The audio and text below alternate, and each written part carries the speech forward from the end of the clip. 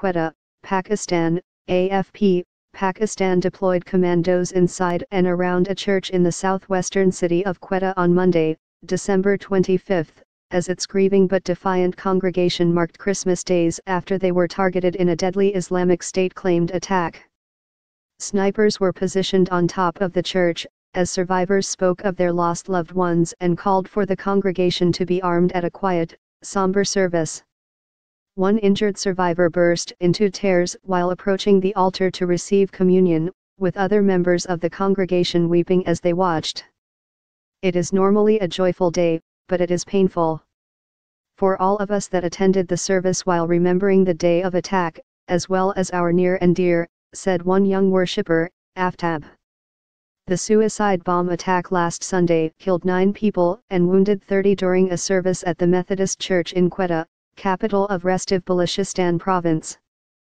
Officials have said police intercepted and shot dead one attacker outside the church before he could detonate his bomb. But the second managed to reach the church's main door, where he blew himself up. The church had been more crowded than usual that day as it was close to Christmas. On Monday, the congregation was smaller, down to about 250 instead of its usual 350 or so, despite the heavy deployment of police and paramilitary troops.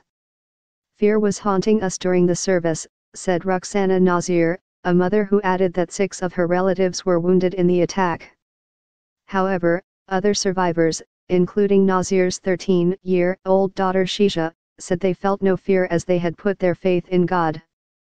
The service was also attended by some local Muslim leaders and politicians as a show of solidarity. The church itself was first established in 1890, officials there told AFP. Its Reverend Simon Bashir said he has been calling for greater security there for nearly a decade. Some worshippers said they should be allowed to carry weapons to services, fearing future attacks. One of the injured, 40-year-old Kashif Shamshad, said they would raise the issue as we are under threat. The head of the Karachi Balochistan Diocese, Bishop Sadiq Daniel, who visited Quetta for the service, agreed. He said the idea has already been proposed to the police, who have asked the community to send them volunteers for weapons training.